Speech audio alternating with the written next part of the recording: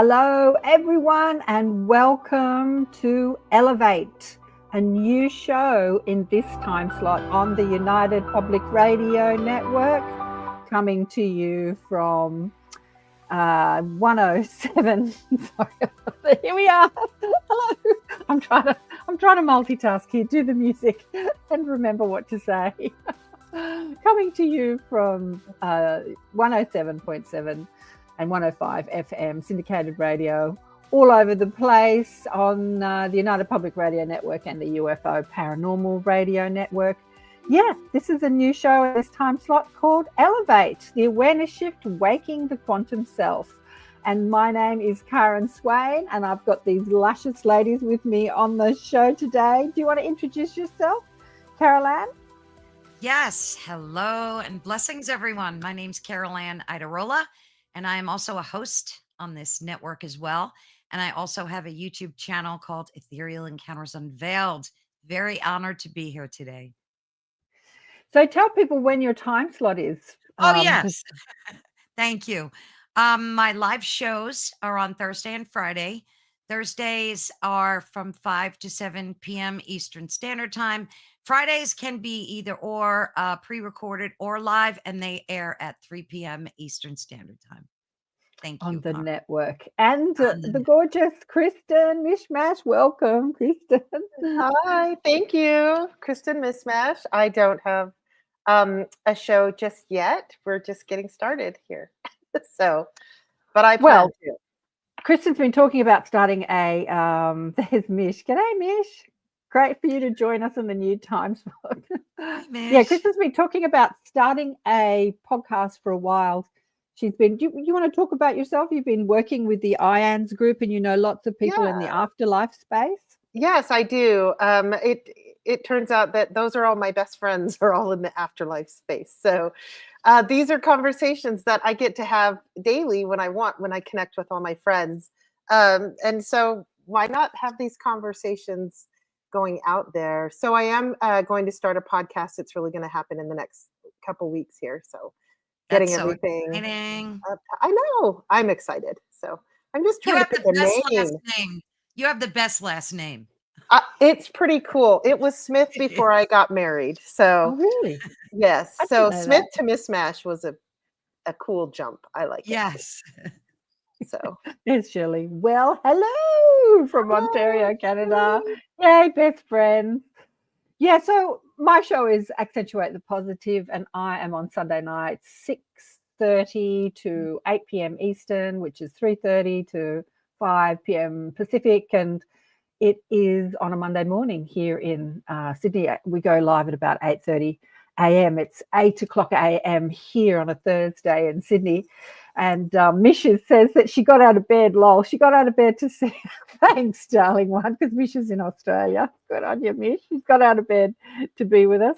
But yeah, so we thought the gals would get together. Actually, Carolann instigated this. I've been thinking about this for a while. I'm a teacher and a psychic, and I, have been interviewing people for about 15 years. And before that, I was putting speakers on every Monday night on a live event. So I've been showcasing New World teachers for about 25 years. And but I'm also a teacher. And I often forget to talk about myself on my shows. In fact, I rarely do. And for years, I keep thinking I should do my own show. Should do my own show. And I started it off and on Facebook, doing Facebook Lives, and then would stop it, and then would start it again and stop it. But when you're on the network and you have to show up every week because you're scheduled, I thought this is a perfect thing to go on the network and be scheduled. So it'll make me do the shows. Oh, there's Elsa. Hello, Elsa. She got up this morning to see us too. Good on you, darling. Yay, Mish. And so what we're going to do when Carolann comes on, she's going to come on once a month, maybe a few more. We're going to do a topic. Like we're going to talk about different topics around the internet. What is really hot at the moment in consciousness is AI. AI and consciousness. I was listening to Robert Grant talk to his architect. But I'm going to let Carolann pick the topics because she loves, searching the internet and picking out fascinating topics to talk about.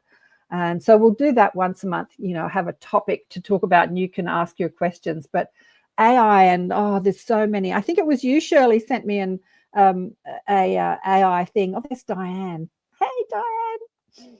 Great to see you. So excited, Kristin, on your new journey, and excited to learn from you, Karen. Nice to meet you, Carolann. Yeah,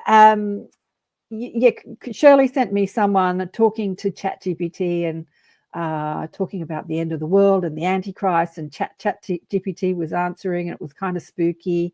And I was thinking, for the most part, ChatGPT is just getting the information from the internet, and all that Christian biblical stuff is on the internet. So it's not like you're talking to God, but a lot of people are talking to AI like they're talking to God or spirit guides, especially, Robert Grant and his architect. Anyway, that's a subject we can talk about. And also when we do Q&A, there's Heidi. Hey, all the gals have shown up in the new time slot. Hi, Diane. That's so cool that you've all come to support us. Kristin and I did a Q&A show, how long ago? About a month ago? I think so.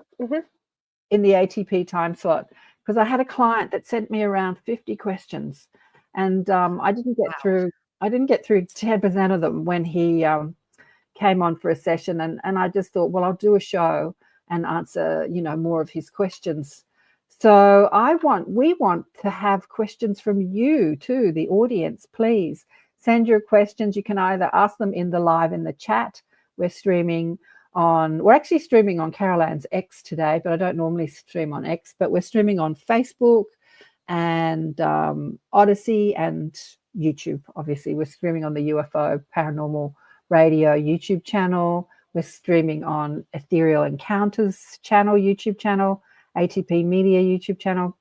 So a few places, but I thought Kristin looked familiar. I saw you on, yeah, Heidi says. Am I a groupie, Karen? Have I been a groupie all these years? And I finally get to sit with you at the table? Is that what You're not a groupie, darling. You're a friend.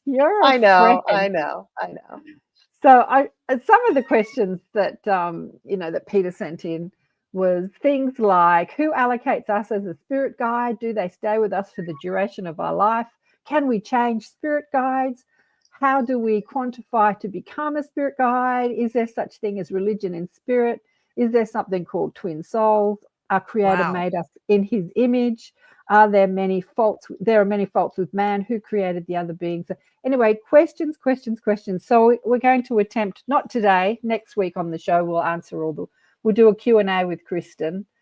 But, what are some of the topics that are really lighting you up and turning you on, Carolann, that are out there in the consciousness space? Oh, I've got a good one. I've been lit up for the past, I'd say, since my husband passed away, 4 years, almost. Shadow work. Now, I had a call today with my grief counselor, and we were talking about shadow work and the importance of it. And we went through all these key points about how important it is to do, because without doing that, you really can't heal properly. You have to look into the darkest corners of yourself first before healing happens. And I discovered that topic, as I said, and the human experience is so vulnerable in every single way. Our bodies are vulnerable, and we have this kind of extra, I guess it's called like a dread, some type of dread, like an existential dread. It's far more relevant in people than we realize. And I think it's like a rite of passage in a way, not only if you lost someone, but I think it's a rite of passage for all of us, because if you think about it, you need to experience a type of what I like to call an internal cataclysm before you truly can come to consciousness and awaken. And I know quite a lot of people that don't like to go to therapy. One of my best friends, she's just not into it. And I think it's important for folks, and that's fine. There's no judgments. You go, you don't go. It's all up to you. But I like, for her, I always tell her, you need to do some shadow work, because vulnerability is not a weakness. And I think a lot of people tend to think it. You need to like realize that your emotional security isn't a failure, and that, when you have these moments of clarity by doing some shadow work, it's a moment where your soul gets to ask you questions like, are you ready? Are you ready to return to your true self? So, and also like what you're feeling is just a symptom of reality. So, yeah, I know I'm babbling, but shadow work is such No, you're not babbling. The thing is that what I say about shadow work, it is that subconscious programming that Mhm. we don't look at most of the time because we mask it by getting on with life and doing things that we Yes. like. I don't know, eating, playing, going on holidays, going out, drinking, whatever. We mask how we really feel. It rumbles inside on Yeah. those limiting ideas, those limiting of separation, loss, fear. They sit there in our subconscious programming, right? And when Mhm. something like death happens or something tragic happens, you get sacked, you get divorced. There's a Yeah. beautiful teacher in Australia called Patricia King. She calls it the 4Ds: death, disease, divorce, depression. Oh my And one of goodness. those things, the 4Ds. Then Perfect. that shadow work that you're talking, like that subconscious programming comes up and it hits you in the face and smacks you Yes. around, right? Yes. And you start going into all those unresolved beliefs about being alone, being unsupported. And you gals, you know that you've been through, both of you have Mhm. been through the loss of a husband, and all that stuff comes up and slaps you around. And that's why, I put out the book Awakened by Death, because the death experience can be such a transformative experience, because it Mm. allows us to get in touch with the shadow, as you call it. It Yeah. allows us to get in touch with those deep unresolved beliefs Yes. and ideas we have about ourselves. And but anything, death, divorce, depression, disease, like all those things Yeah. being seen. What do you want to say about that, Kristen? Did that happen for you when Andrew left the planet? Yeah, well, shadow work is one of those things that, I've been transversing these spiritual communities for a few years now. And when I hear shadow work, first of all, I wondered what it was. Was it delving into darker arts? And then I found out no. And I've also heard shadow work delving in with your inner child as Mm. well, which is not Yeah. my favorite thing to do because I don't think I have one, right? But shadow work now has come to mean like a little bit like Carolann described, more of digging into the depths, maybe in my past or what I'm going through right now. And Yeah. so Yes. when it came to, Andrew's the name of my husband who passed. And he passed 6 years ago. So, Carolann, my heart goes out to you. Thank you, Uh, dear. yeah, we were Yeah. together for 26 years. I So can't believe it's I been really, 6 years. yeah, can you believe that? So I Wow. recall about a year or two before he was ever diagnosed with cancer, and he lived about a year longer after he was diagnosed. Like I was just driving in my car on the way home to work. That's how we get in those meditative states. We're sort of Mm. zoning out in traffic. Yeah. And I had this thought about like, okay, so at some point, I've lived a pretty charmed life in that I basically hadn't been through those 4Ds, like you mentioned earlier, right? Um, both my parents were still alive. They still are to this day.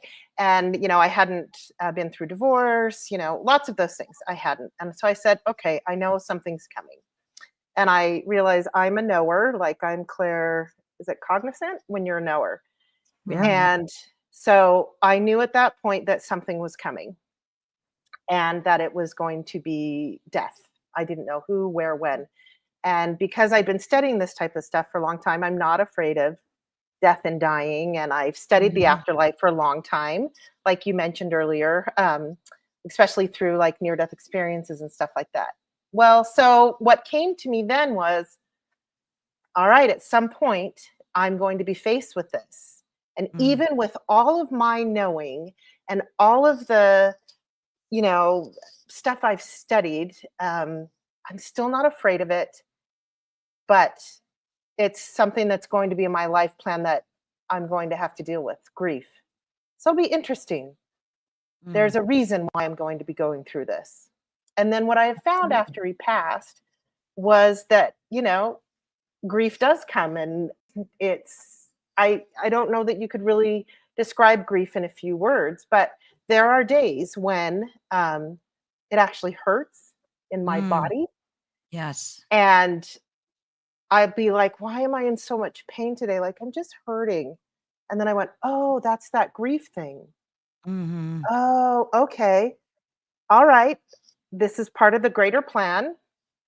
And let's just sit with this and get through it. And so there is actual like pain, and then emotional pain, and so many layers of it. And so shadow work for me now has become dealing with that.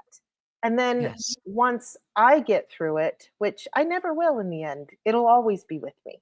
But it's how I deal with it. And then how can I share with others to walk them through that side by side? Nice.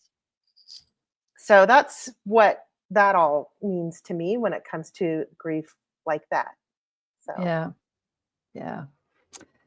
Yeah, I think that's probably the most important work we're doing on the planet right now is looking at our negative belief systems, because they're Mhm. rife. They've kind of been let out of the cage, and they're running riot across the planet with people, you know, hating on each other. And the galactics say, you know, to move into a space-based society, you really need to clean up your subconscious programming. And they, you know, they don't grieve, and because they understand there is no separation, because they're more in a fifth dimensional consciousness where they feel the unity of all things and the unity of each other. And they have this understanding that these bodies that we're wearing, I've discussed this on the show with Neil Gore.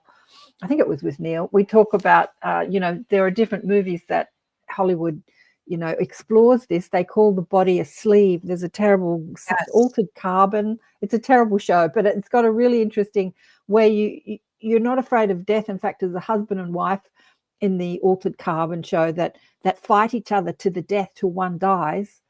And then they just take on another sleeve. They just they pop their consciousness into another body. They upgrade their body. Look at Kristin's face.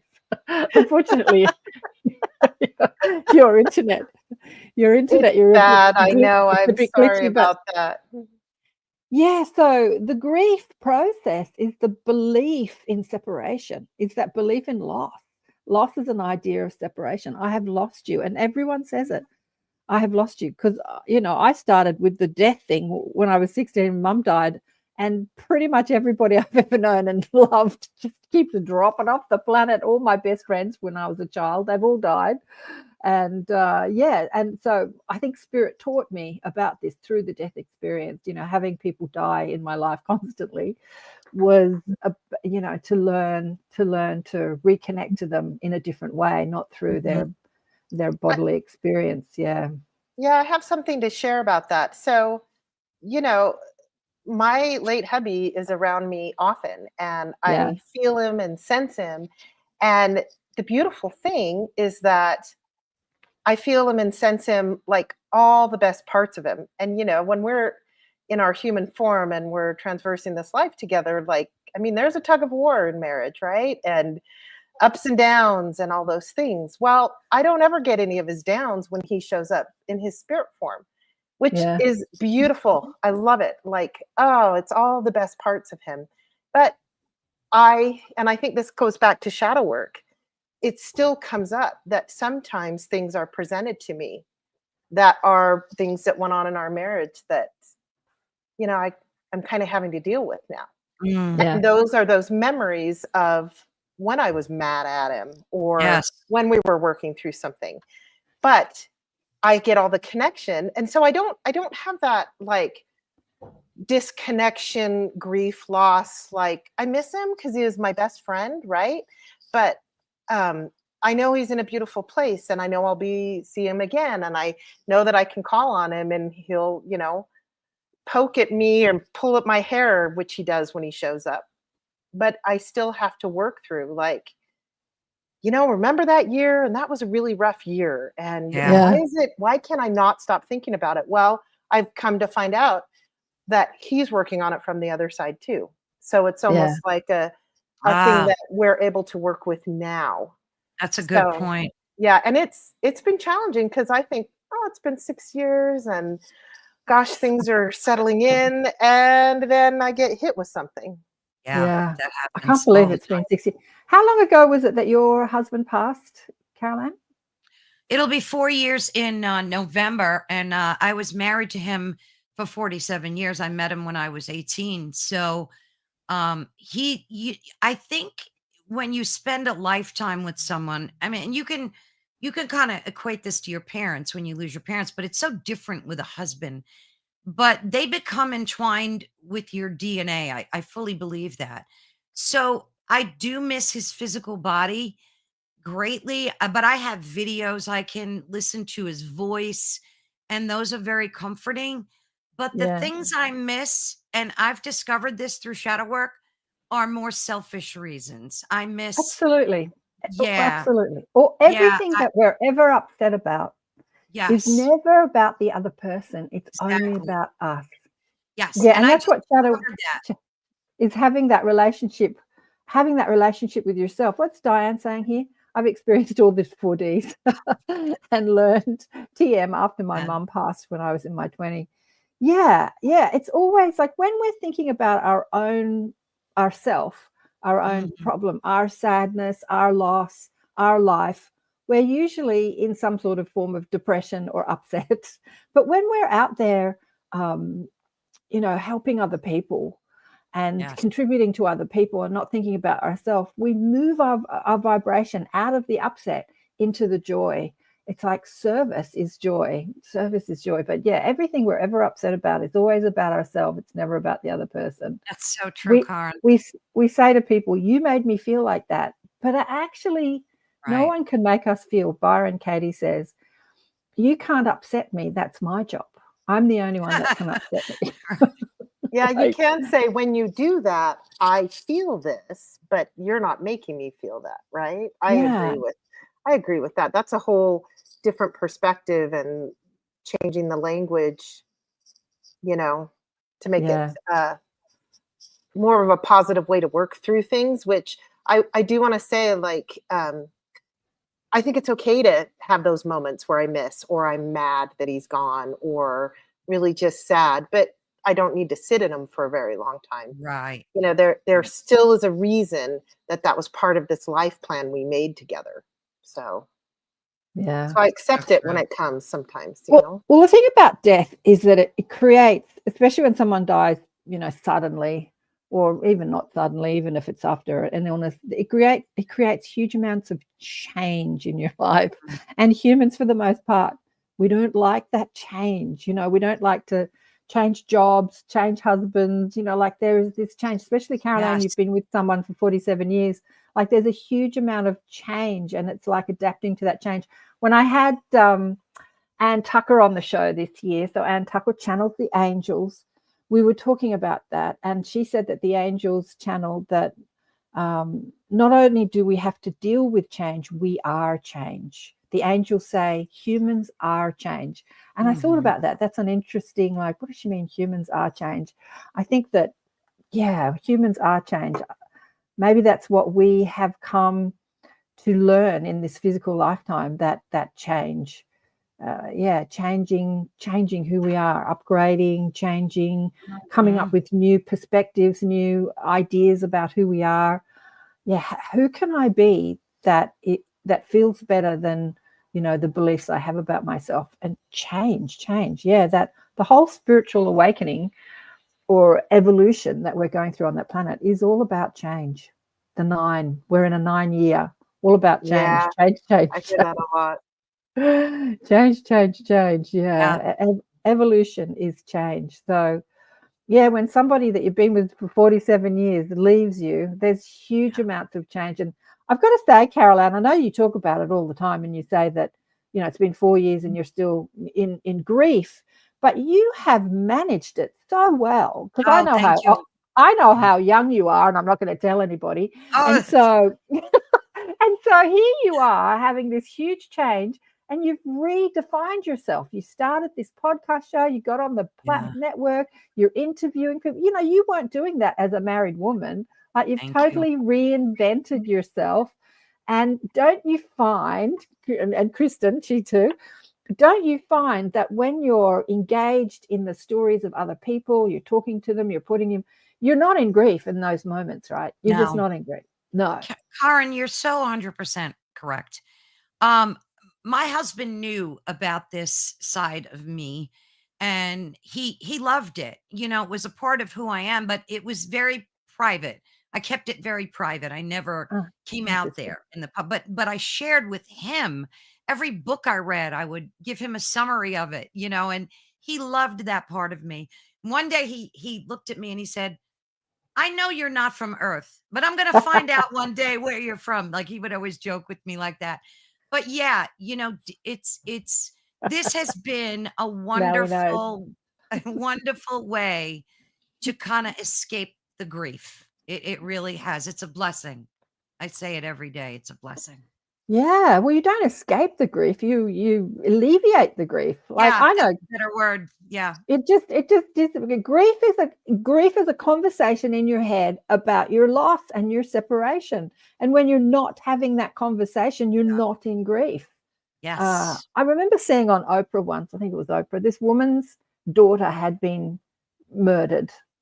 And it had been over 20 years since her daughter was murdered. And she was on the show and she was talking to some guru that Oprah had on the show. God bless Oprah. And he said, when you think about your daughter, what do you think of? And she says, the way that she was so brutally taken away from me so suddenly. And like, how long ago did that happen? Oh, you know, 25 years ago. And that's the only thing you think about when you think about your daughter. Yes. You know, that she was ripped away from me so suddenly, so unfairly. He said, how old was your daughter when she died? You know, like 30 something. So you had 30 odd years with your daughter. And when you think about her, that's the only thing you think about, instead of thinking about all the joy that you had in those 30 years of her being in your life. That when you think about her, that's the only place you go. And this woman's face, I just love it. Epiphany, paradigm shift, right? Yeah. This woman's face was just like, oh, I've never thought about it like that. Like, you just saw her whole world shifting, like just shifting, because it's just a thought. Like, where are you focusing? Are you focusing on the loss, or are you focusing on the love? Like, where are we putting our focus? Yeah. I love that. I love that. Yeah. And I know, sorry, go on. With Kristin, you know, you're the same. Since Andrew's left, you've really delved into this spiritual side of you, and, you know, started working with IANS, helping put on other teachers, and started doing your own healing work and shamanic work. Like, you've really delved into it big time since he left the planet, that you maybe didn't feel like you had the time or the energy or the place to do before, right? Yeah, well, you know, because I always had him as the naysayer, you know, in the background going, what are you doing? And what do you think, you know? And we talked about this when you interviewed me on the show last year or the year before. I think it was last year. And, you know, he was diagnosed with cancer and had one or two spiritual experiences. And he came to me to explain to him what had happened to him. And I kind of sat there like, yeah, that's cool. And, you know, and then he was like, tell me what happened. And I'm like, oh, you know, he believes he believes me now, like he didn't before. And so I do think I was on this, like you, Carolann, it sounds like I was on this spiritual path for a really long time, long before that. For easily 10 years. Yeah, at least 10 years. I mean, I grew up religious and spiritual, always looking for answers, but this type of spirituality, the paranormal side of it, you know. Yeah, and then after he did pass, I was able to focus on all of that, because I didn't have that naysayer, you know, in the background. And there still are naysayers, you know, in my family and outside of it. But you know, I love that. I kind of wonder, and you guys tell me what you think. You know, I came out of the spiritual closet, but to little groups like this years and years ago. But now I feel like it's a greater conversation. So am I just finding more groups, Or is this really actually growing because I'm seeing it more in TV Both. shows and it being taken more seriously? Yeah, both. So what do you Both. guys think? Yeah, Yeah. both is happening. I mean, when you're ready, you're introduced to more people that think like you, but it's also happening globally. But there are still people on the planet that are in sort of cloistered religious, agreements that don't even know this conversation exists.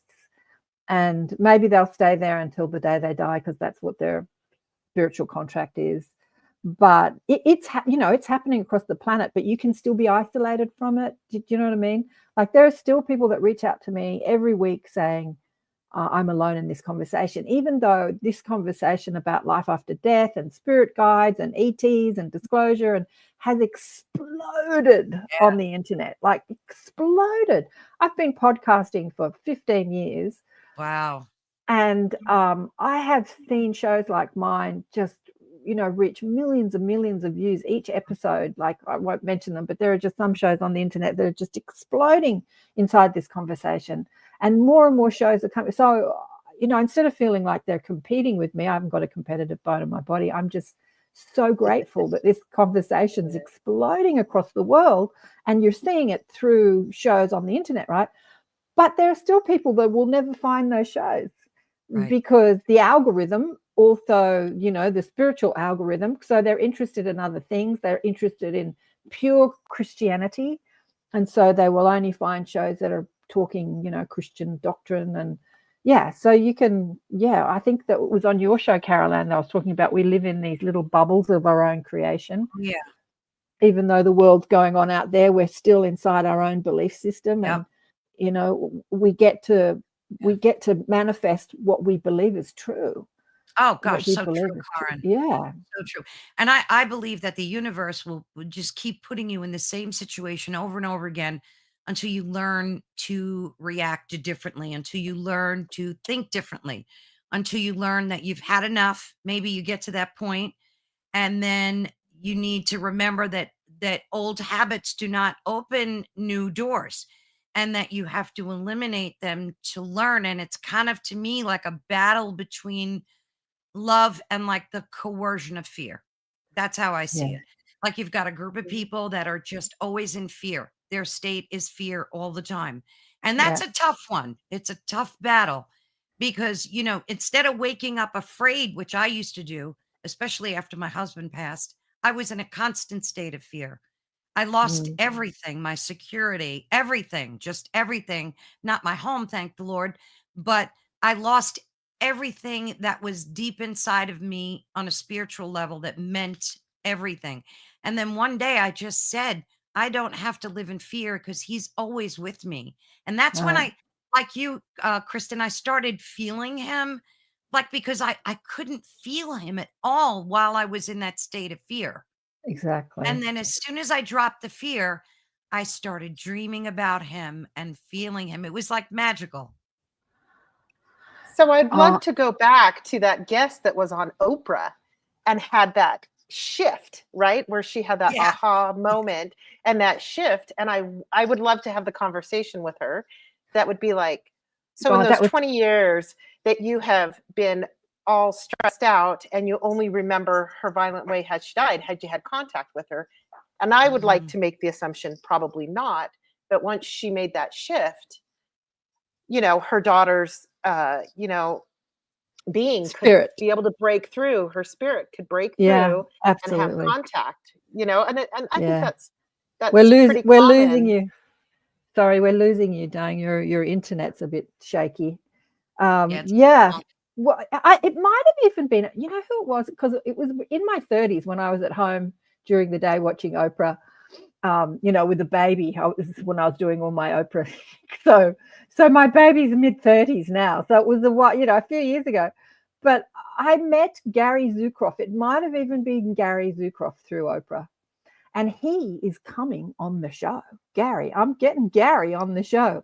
I noticed that he's so much older because he was older then when I was in my 30s. I don't know how old he is. He might not be too old, maybe late 70s. He's coming on in a couple of weeks, not next week, the week before on ATP. Gary Zukaroff. So he wrote a book called Seed of the Soul. And yeah, Oprah just loved him. Along with Eckhart Tolle, he was one of I the love him. spiritual gurus that she put. Like, these people were nobody. These meek and mild spiritual teachers that were just doing their thing, and then Oprah found their books, and they just exploded across the planet. But yeah, Gary was the person that talked about your soulmate being the person that pushes all your buttons, not the person that you have the most fun with, and there's romance. And that was one of the questions Peter asked about twin flames. But your soulmate is the one that is seeing all the distortion in you and is pushing all those buttons, is evoking the anger and the upset, because basically, as a soul, your soul is asking where I'm holding distortion to love. And then your soulmate is going to see that in you and push all your buttons. And yeah, I remember listening to that back when I was in my 30s, a young mum. Gosh, that's so true. And I was thinking, whoa, that's such a different perspective to soulmate. We think of soulmates as the person that's going to love us and treat us beautifully for the rest of our lives and be nice to us. But no, yeah, bless. But I just want to, there's so many great gals, mostly gals online. Alison, she says, better late than never. Is Kristin still with us? Because for me, she's frozen. Are you still there, darling one? We can't hear you. Maybe she should pop out and pop back in. Are you there? I'm here. I Can can't you even hear me? Oh, now we can. Yeah. Yeah. I switched to a different Wi-Fi network in my home. Hopefully it's better. Sorry about that. Oh, cool. Yeah, Alison says she loves Eckhart. But yeah, I want to hear from you gals, mostly gals. Michelle, Wilfong says hi, and there's Claudia Edge. There's just so many. Diane Bright. There's a few Dianes on here. I think there's 3 Dianes on, actually. Oh, sorry, I've lost you now. Just looking for. I've lost you. Anyway, just I want to acknowledge everyone. What do you want to hear us talk about during this hour? On a Wednesday night in the States, Thursday morning in Australia. Yeah, we've been doing a lot of. You mentioned shadow talk. What about you, Kristin? What is some of the topics that you're, apart from life after life and NDEs? What are some of the topics that you're interested in this space? So I do think a lot about right now. There's this plan, and there's these choices that we make, and then we pass away, and we go through a life review, and then we plan our next life, and then we come back again, and there's different levels that we move up, and there are guides that are at, for lack of a better word, like a higher level, not necessarily better hierarchically, but just, they've transversed us more. And I keep thinking, who's actually over all that? And who organized this? And I don't like it when somebody says source. So I just want to know more. And I wonder sometimes, and I believe it comes from being raised in a religion that was a high demand religion that I don't trust anymore. So do I trust this cycle of life that we're in? Do I trust this cycle of my soul? Like, how have I been living on this planet for 15 lifetimes? Like, why haven't I moved on? Like, who's kept me here? Is it just me? And why? Like, is there a greater something? Yeah, I do know. Is there a greater something? Yeah, there's a greater you. There's a greater you. There is the you outside, the one that asks the questions, the you that sees through all time and space, the you that knows all your past, present, and future lives, the you that knows the soul's agenda. Yeah, there's a greater you. People call that greater you God. I often think when I hear people talk about near-death experiences and they meet a being or a light that they call God. And I ask my guides, who are they meeting? is God showing up to all these people in their near-death experiences? And they always say, well, we are an extension of the source. We are an extension of God. But really who they're meeting, they say, oh, the love was so overwhelming, and this being, I knew that this being loved me so unconditionally. They're actually meeting their own soul. They're meeting their own higher self or oversoul. And that higher self or oversoul is the same energy that is what we call God or source, or the unified field of infinite creative pure possibility. Yeah, pure positive energy. And that intelligence, that resonance is the one making the decisions. Although I've heard many people say that after, we talk about it in linear time, it really doesn't happen in linear time, but to wrap our human minds around it, we talk about it in linear time. When people die and they're planning their next life, they do have spirit guides that help them. I think even in Garnet's books, in one of Garnet's books, so Garnet Schulhauser is somebody I've had on the show. Kristin knows I've had him on like 8 times, who is somebody that spirit guide takes him around the cosmos and shows him all this stuff. And he's often on the other side talking to spirits. And he was privy to a life planning session where a soul had finished with one life and was planning another. Even though it doesn't happen in linear time like that, it was presented like this to us because this is the way we operate in linear time. And he had been wealthy many times in a life and had not been nice to people. He had used, as a woman and a man, that privilege to like look down on people. And he was thinking that he was going to come back as a .com millionaire's daughter. And his spirit guide said, well, you've kind of done the richest thing many times, and it's not really led you back to love. Because you've been privileged and wealthy, you've always felt better than other people and treated people not very well, not awfully, but not very well, not feeling that unity with everyone. Yeah. Maybe you should come back as the .com millionaire's gardener and not her daughter. Oh my goodness. So there was that counsel from the spirit guides. Yeah, but ultimately you're at choice, which choice. And then it's like, well, why would that be more beneficial than being the daughter? Because the daughter would again have the privilege, and the gardener wouldn't. So the gardener would feel more grateful and then therefore more connected. So yeah, I think that's in one of Garnet's books. Yeah. So we do get help. We do make our own decisions about when we come back. But like you, so many people say, when am I going to evolve so I don't have to come back here? And the guides just laugh, because from that perspective, being here is such a privilege. People can't wait to be here on Earth, even though all the challenges are challenging, are difficult. There's Sunny clapping. Hello, darling one. Good to see you clapping. What does Mish say here? How many lives do we plan ahead for? That's a good question, Mish. I think that is, I think that's very personal with each soul that comes to Earth, because we're not just living human lives, we're living many other lives simultaneously, lives on other planets. We're living lives as animals, we're living lives as planets or trees or mountains. Like, the soul is exploring all forms of life and consciousness. And there are people that have been on the earth realm that have led thousands and thousands of lives.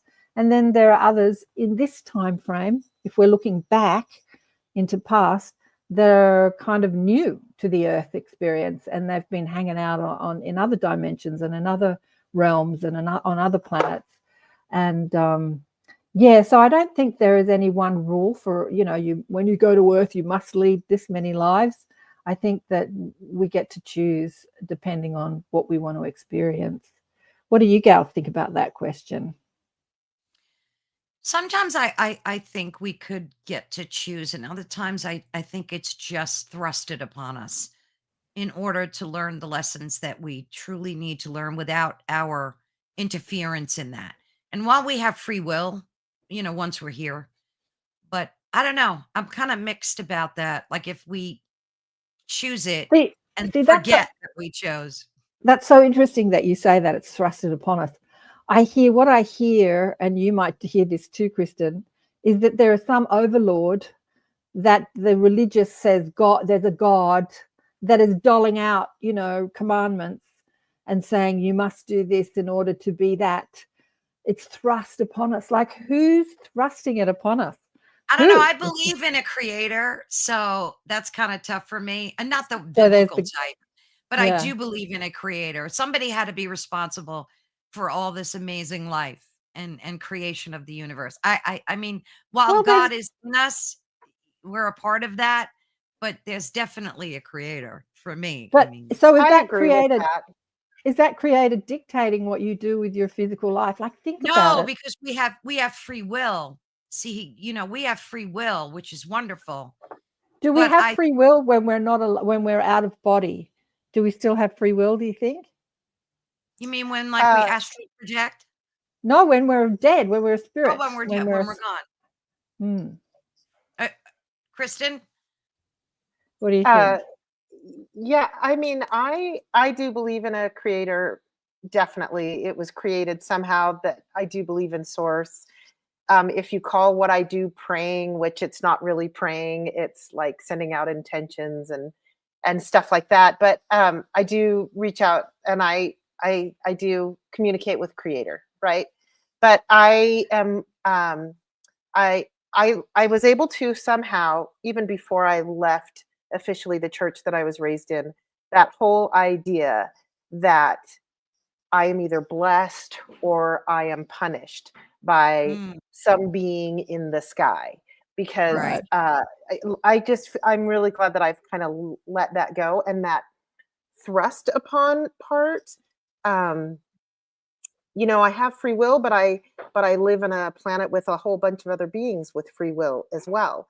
And so I think it's a dance that we're doing together. But I learned this some time ago, either through Dolores Cannon's work, Arnott Schulhauser's work, or a whole bunch of other people's work, is that we have a life plan that we've set out before we were Mhm. born, and then at night we go to sleep. And Karen, you were talking about this the other day on the show with your last guest. We leave our bodies, and we go up, and we're sitting there with our guides and our team and our soul group, and we're like, okay, so you made this decision, but you still wanted to learn this, so let's organize that. Within a couple weeks you're going to bump into this type of person, and I can see that they're in your realm, so yeah, that'll be a really good way for you to learn that lesson. And that it's actually a planning that is constantly going on. Mm, So Yeah. I don't quite fall under that it's thrust upon anymore. And I definitely understand why it could feel like that, or why people believe that. I just don't anymore. I think Yeah. that's what helped me walk away from that programming that I grew up in. yeah. See, I, Yeah. I don't think of time as real anymore. It's a man-made creation. So when, just to imagine that, like even when we connect to our spirit guides, that things are planned out, for the future. I think that things happen in the moment of now, and that's all we have is the power of this moment. And I think that our destiny unfolds second by second. And yes, we have free will, but we're in absolute control of it. Like of our, we can manifest our own Yeah. destiny. So Uh, it's I'm just it's reading the complicated. comments.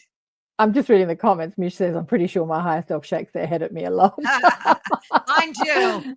And Alison says, Guardians will give you a push if you have ignored all else, knowing you want to get this done, or else knowing.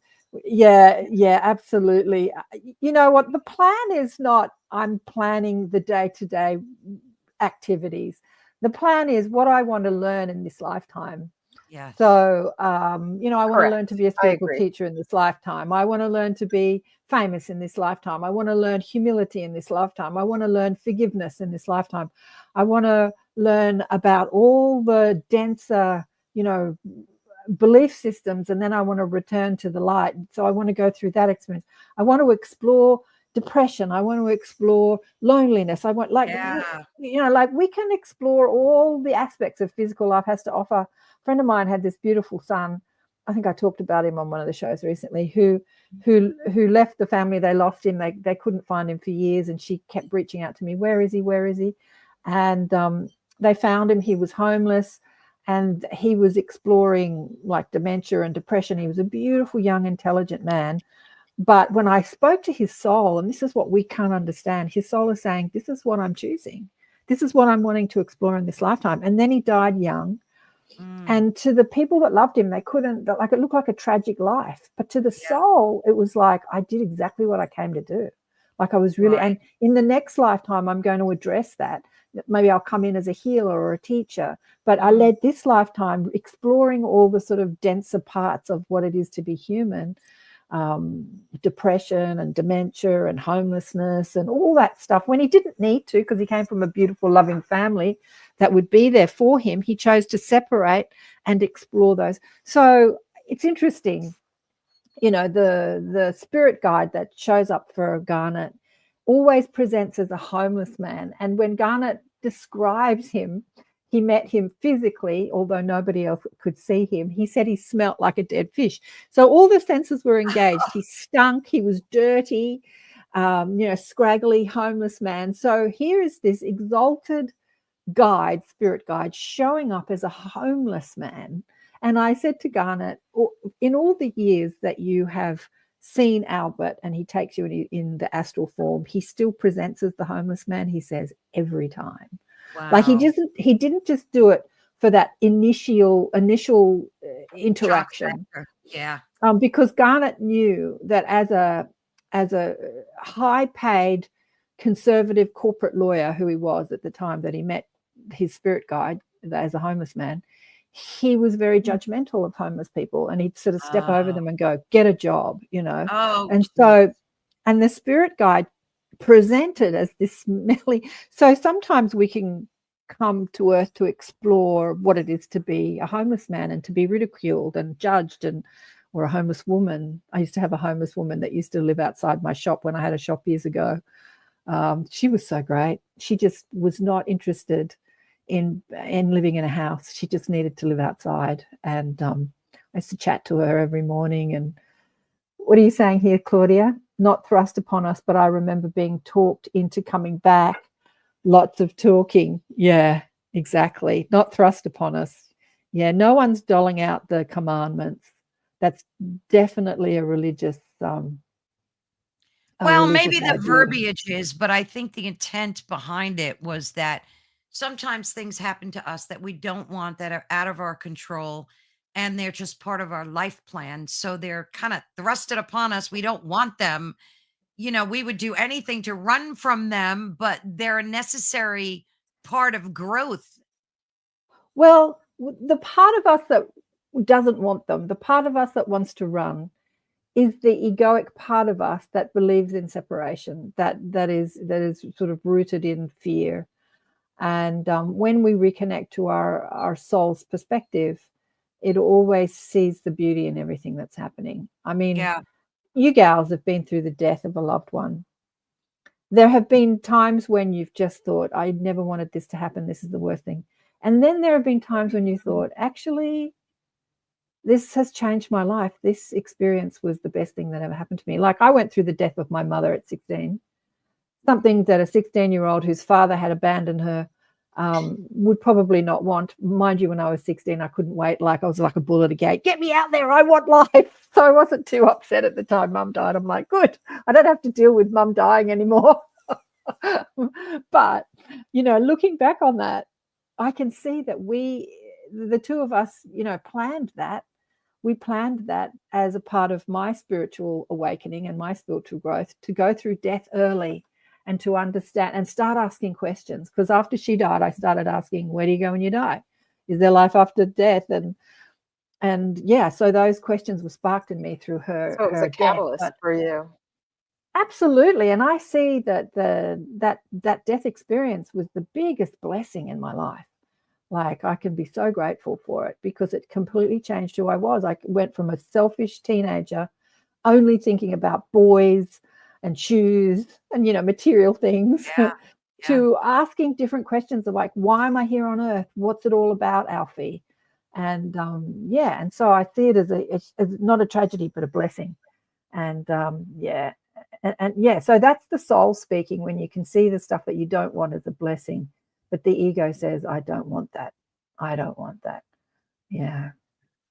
Yeah, that's so true. I mean, and unfortunately, I still have a lot of days where the ego says, I don't want that. I don't want that. I would trade places with him. I would, but yeah, it's tough. It's a tough one. Diane says here, I was a classroom teacher for 47 years and wanted a change. The school closed my program for the fall and wondered where my income will come from. Yeah, so you got the change that you wanted. What was the rest of that statement? Yeah, change. But when we stop resisting change, Yeah. I'm just looking at that can make us, anyway, looking at the comments here.